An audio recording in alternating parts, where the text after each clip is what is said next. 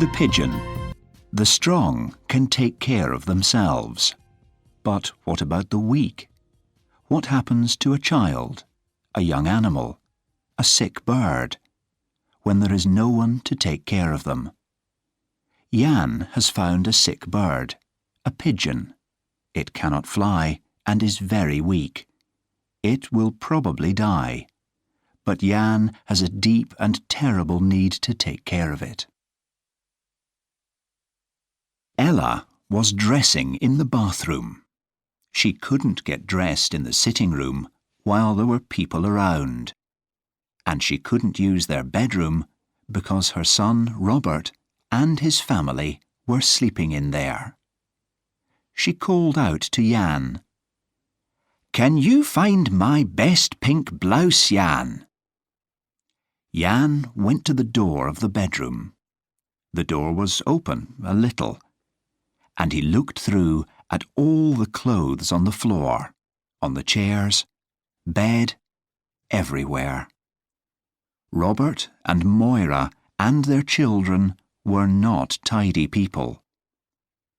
Jan wondered if he and Ella would ever get the house tidy again. He didn't want to go in and ask for Ella's blouse, but Ella called again. "Jan, are you bringing me the blouse?" So he said quietly through the door, "Please, Robert, please pass me your mother's pink blouse." Robert said, "OK," opened the wardrobe door, which woke the baby, found the blouse and brought it across to Jan. Jan took the blouse to Ella, who said, "Oh, thanks, dear," in her warm, friendly voice, and he felt good. Ella went on singing in the bathroom. She was very happy, with Robert and Moira and the two little ones in the house. Jan was happy for her. It was good that she had children of her own. He need not feel that he had disappointed her. She came out of the bathroom in her bright party clothes, a big, good-looking, motherly woman. He looked at her with love, and she smiled back at him. Then she cried, "Hurry up, Jan! Get dressed! It's time! It's New Year's Eve! We're going out first footing!" He shook his head. She cried, "Why not? You came with me last year, and you enjoyed it. Don't you remember? You danced with me, and Moira taught you to rock and roll." "This year I will stay in," said Jan. He went into the kitchen, and from there into the scullery. The pigeon lay in a basket on a soft blanket. He thought at first that it looked better. Its eyes were open at least, round eyes like the centre of flowers. He looked at the little bowl of milk and imagined that the pigeon had taken some. But really, in his heart, he knew that the pigeon was now very sick, worse than when he had found it 7 days ago, on a ledge outside their bedroom window. Then it had moved its wings a little, trying to fly. Now it lay still. When he had first picked it up, the pigeon had not tried to escape. He felt sure it knew that it belonged to him. "Take it to Jimmy Telfer," Ella had said. "He keeps pigeons. He'll know how to take care of it." "No," Jan had said. "No, it belongs to me." I am not taking it to any other person." "But you can't keep it in the house," Ella said. Then she laughed a little. "Och, have it your own way, but please keep it in the scullery." She was a kind, generous woman. When he had first gone to work and brought home his pay packet, he had put all the money into her hands, as he had done at home. But her brothers had laughed at him, so he had stopped. But he still wanted to give her all of it. She was like a mother to him. Now, like a little child, he decided to disobey her.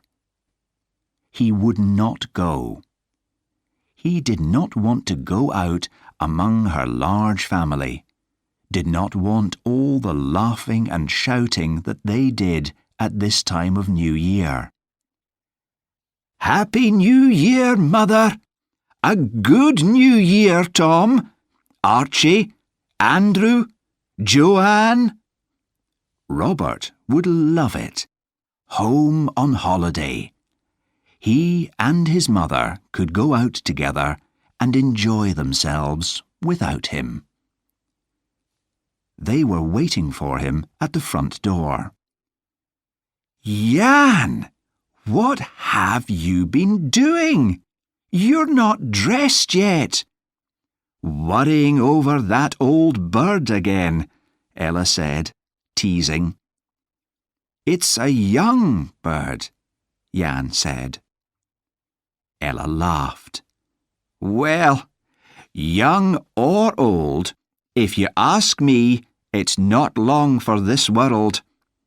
Come on now, Jan. You'll have to help Robert carry the bottles. I've the cake for Mother to carry." "No," he said, shaking his head gently.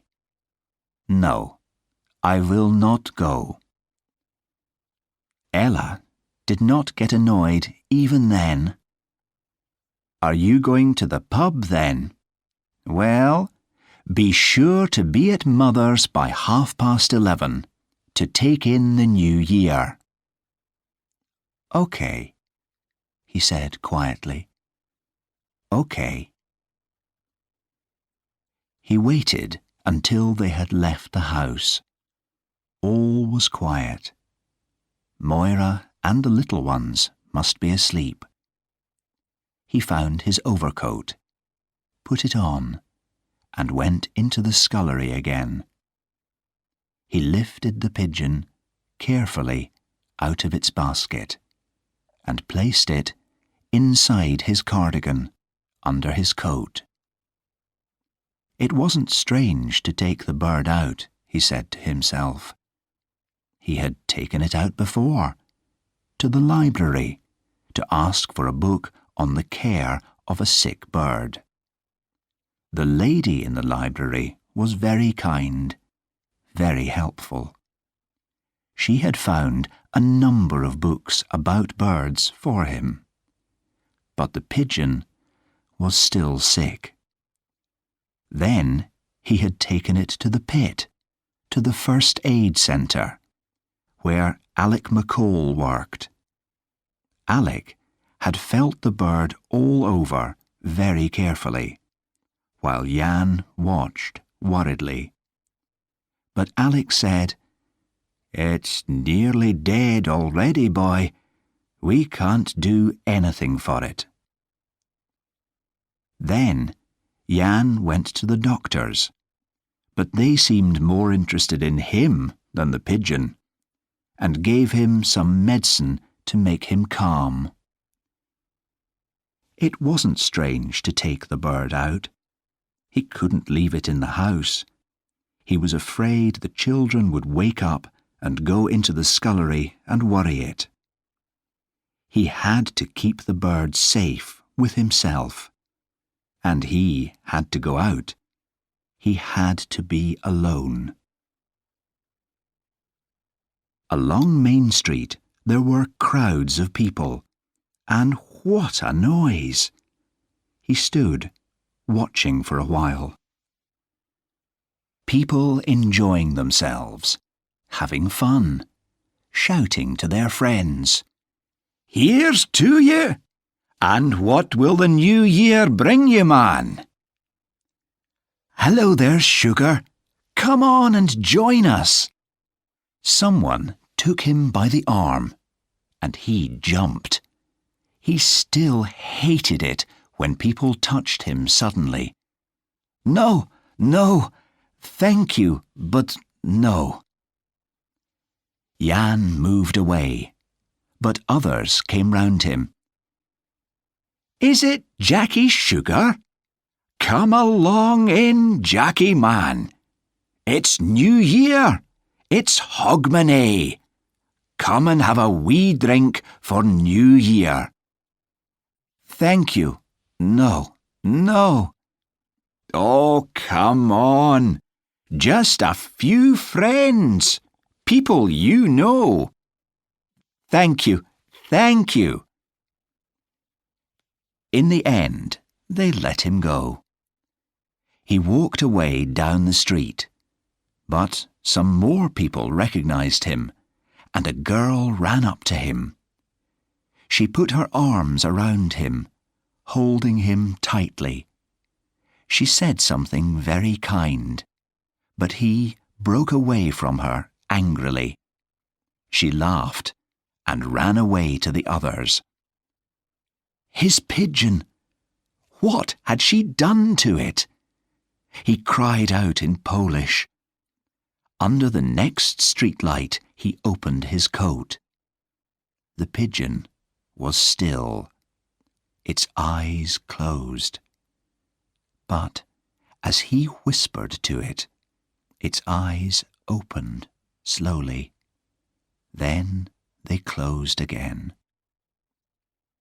He began to walk up the road to the hill above the village. It was peaceful and quiet. Then a car came down the hill, catching him in its lights. My God, a police car! And they had seen him. The car slowed, then stopped. His heart began to beat violently. A voice shouted, "Hello, Sugar! Is this where your New Year's party is?" And then a laugh. His heart became calm again. Of course, it was Britain. He was safe. The police were only Angus Bell and young Graham, who was a cousin of Ella's. Angus and Graham drove on, and Jan put his hand under his coat and stroked the smooth neck with one finger. "They've gone away," he said gently. "It's all right." He was at the top of the hill now, looking down on the lights of the village below, and hearing distant laughter and music.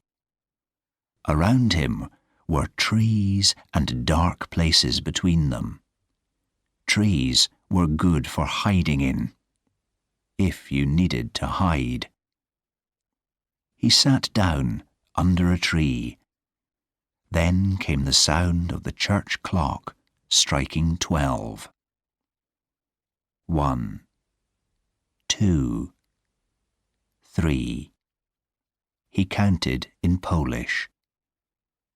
At the end, he heard happy voices calling and shouting in the village, and then the song which Ella had taught him, where all must take hands. But he was not thinking of Ella now. His eyes no longer saw the village, nor the shining sea, nor the bright lights of the town beyond. The lights danced before his eyes, the lights of another town, his own, the town where he and Hannah lived. where he went to work every day, the town where their baby Anyusha was born, and where she waited for him every evening, ready to climb up into his arms. His own town, his own sad and broken town, where they had come for him because his great-grandfather had been Jewish, where they had come for Hannah and the child dancing in her arms. He had to think. He had to remember. The day when he came out of the camp, the loud soldiers who came to open the gates and set them free. He had found his way to Hannah's camp. The officer there had a list of names on the table in front of him, and he, Jan Schäger, had stared at him as he tried to understand the words. "I'm very sorry. She is listed among those who died on the 20th September last. I'm afraid it's clear." The child? Was there a child? There's nothing here about any child of your name. So had begun his long and terrible search for Anyusha. "Let me see the women who are still alive." They were thin sticks of women, with an emptiness in their eyes. It seemed cruel to question them. "Don't you remember a child? A small girl, fair hair, soft, smooth hair, blue eyes, always laughing. You could not forget this child."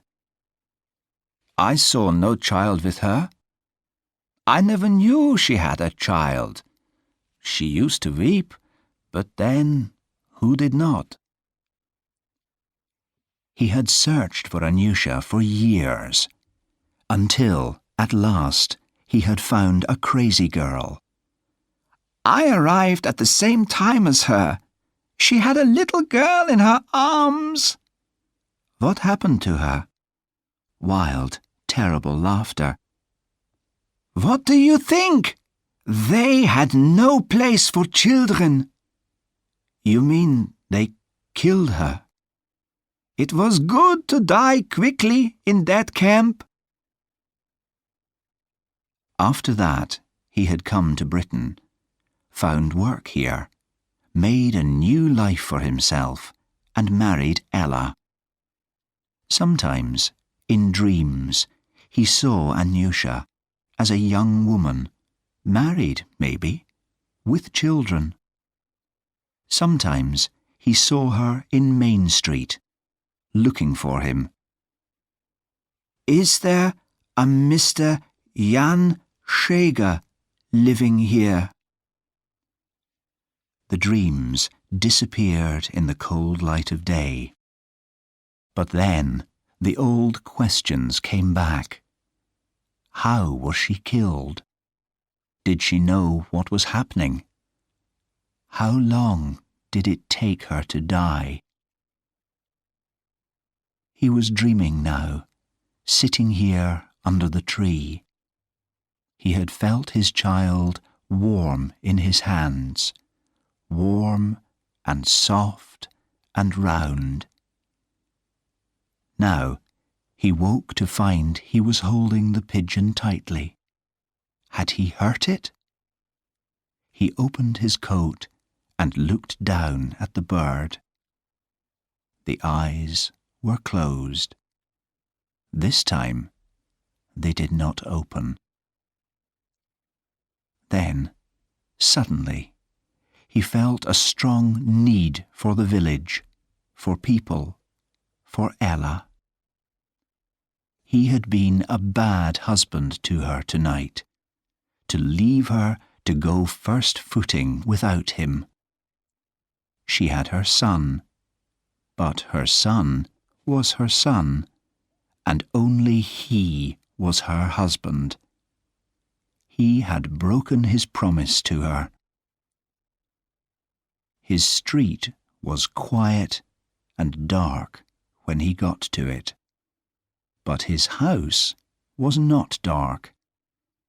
As he opened the door, light came from the sitting room, where Ella sat by the dying fire. She jumped up to meet him. "You're the latest of us all," she said. "Did you walk a long way, Jan? Where have you been?" "Up on the hill." It was all he could tell her. "Well, are you wanting anything before bed?" He put his hand into his coat and took out the pigeon and held it out to her. "It goes not well with it. It was too sick." He was ashamed to lift his head because the hot tears burnt his eyes. "I think it is dead."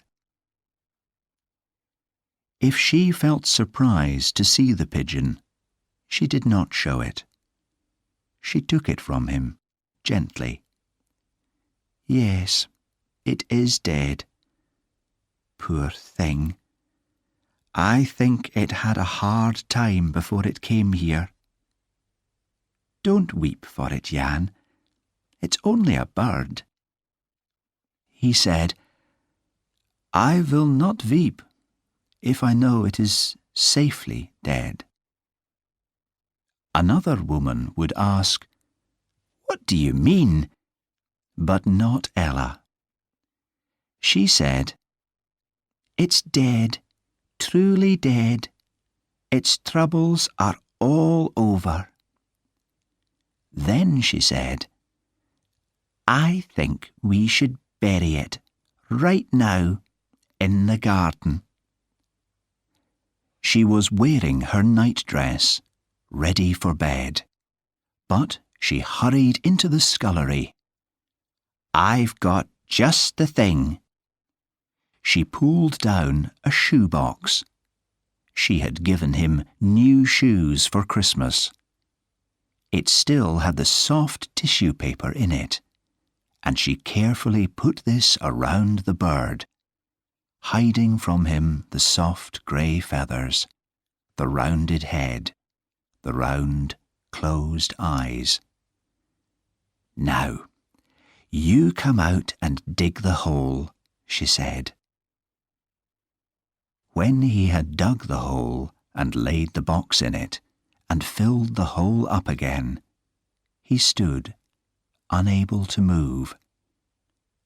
Ella put her arm through his and gently took him indoors, to their bed in the sitting room, and lay beside him with her arms around him until sleep took away the dark emptiness in his heart.